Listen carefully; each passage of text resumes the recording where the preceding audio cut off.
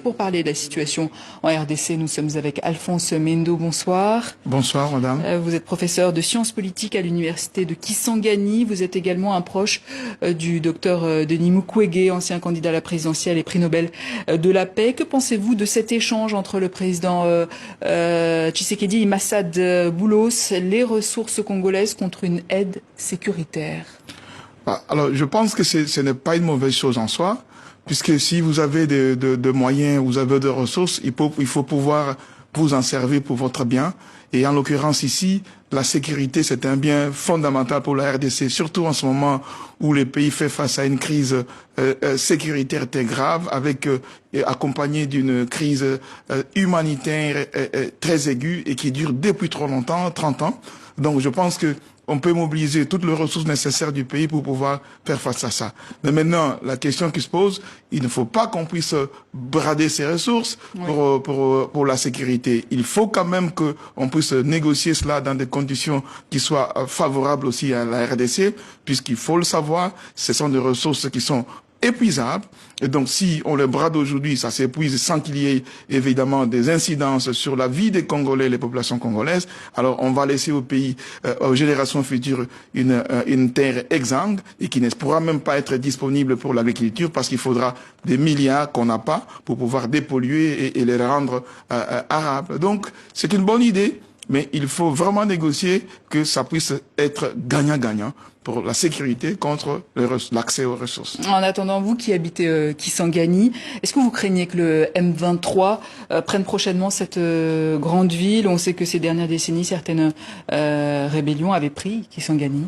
Oui, la crainte, elle est là, elle est bien réelle, puisque les M23, disons, l'AFC M23 n'a pas caché ses intentions. Et en tout cas, le mouvement a multiplié des signaux et des communiqués pour dire que il avait Kisangani comme cible après la chute de Goma et de Bukavu. Et donc, on a vu aussi que les M23 a pris possession d'un axe routier majeur, la RN3, au niveau de Walikale Centre, donc qui ouvrait directement la voie sur Kisangani. Il n'y avait plus qu'une seule agglomération entre Kisangani et Walikale Centre, c'est Lubutu. Et on a vu aussi qu'il y a beaucoup de déplacés, y compris aussi de forces du gouvernement qui sont arrivées à Kisangani, ce qui a accru, si vous voulez, la pression sur la population. On se retrouve avec plus de 600 000 déplacés qui sont à Kisangani, 600 000 personnes, et qui s'ajoutent aux 1 500 000 personnes. Et donc, si jamais les M23 s'hasardaient à attaquer Kisangani, ce serait une catastrophe humanitaire majeure pour la ville de Kisangani. Selon vous, le but du M23, c'est de contrôler les régions de l'Est riches en minerais, on l'a vu, ou d'aller sur Kinshasa et renverser le pouvoir? Alors, donc, si vous voulez, il y a deux objectifs dans ces mouvements. Vous avez les M23 en tant que M23 qui dit que pour lui, c'est juste sécuriser les populations du Nord et du Sud Kivu, en particulier les populations rwandophones. C'est aussi le discours que porte le Rwanda. Et vous avez aussi l'AFC, qui est incarné par l'ancien président de la CENI. Et pour eux, le discours, c'est beaucoup plus politique. C'est d'aller à Kinshasa pour prendre le pouvoir. Et donc, s'il faut aller par Kinshasa, ils ne peuvent pas ne pas passer par Kisangani. Avant d'arriver à Kinshasa, sur cette voie-là, il y a Kisangani. Et Kisangani, justement, ce serait aussi une prise, même si l'intention n'est pas de prendre Kinshasa, Kisangani serait une prise majeure, puisque c'est une grande cité et qui joue un rôle stratégique dans la région, si vous voulez, la croisée de chemin entre le nord et le sud, entre l'ouest et l'est.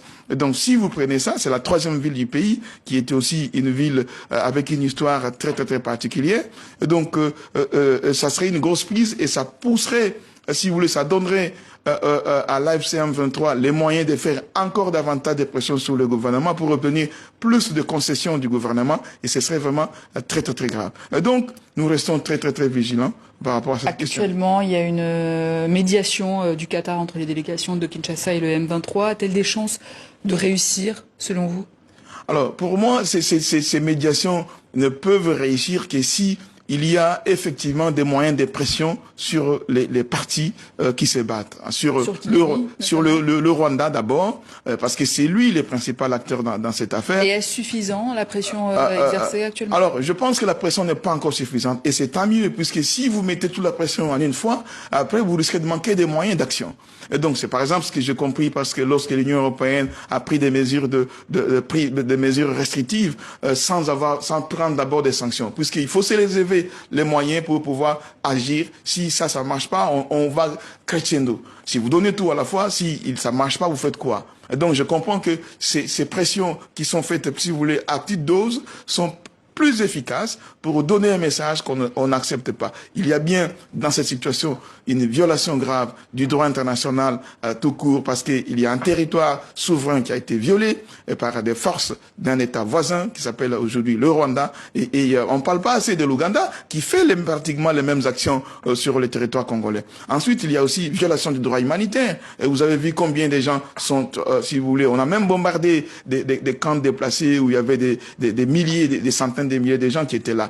Et donc, on prive encore beaucoup de gens des nécessaires accès à l'eau, accès à l'électricité, accès aux soins médicaux. Les infrastructures ont été détruites à Bukavu et à Goma. Et il y a aussi des exécutions sommaires. Vous avez suivi les derniers rapports de Nations Unies autour de la question. Donc, le bilan est très lourd. Et donc, il faut faire. Et ce qu'il faut faire, il faut que les pressions s'accentuent pour que, au moins, pour un départ, que la résolution des Nations Unies, la résolution 2773, soit appliquée. Et un gouvernement d'union nationale comme le prône Félix Tshisekedi, même si certains grands partis s'y opposent. Qu'en pensez-vous? Bon, je pense que le moment n'est pas choisi pour avoir un gouvernement d'union nationale en ce moment. Qu'est-ce que voudrait dire un gouvernement d'union nationale lorsque vous avez une bonne partie du territoire national qui est occupée? Et union nationale, ça signifie qu'il faudrait qu'on ait toutes les forces. Or, en l'occurrence, je ne vois pas les M23, l'AFC et les autres groupes qui occupent des territoires entiers participer à ce gouvernement. Et c'est ce qu'on voit d'ailleurs de la part des autres partis qui sont là et qui refusent, l'opposition refuse d'y accéder. Puisque en ce moment, ce qu'il faut un gouvernement plutôt resserré, avec une poignée d'hommes pour réduire les trains de vie de l'État, prendre les moyens qu'il faut pour envoyer ça, pour mettre dans la sécurité et la défense. Parce que c'est d'abord une crise sécuritaire. Si vous voulez résoudre la sécurité, une crise sécuritaire, vous ne faites pas un gouvernement national pour élargir et avoir encore plus de dépenses. Merci. Donc vous restructurez et vous faites moins. Merci Alphonse Mendo. Je rappelle Je vous en que prie, vous êtes professeur de sciences politiques à l'université de Kisangani. Je vous en prie.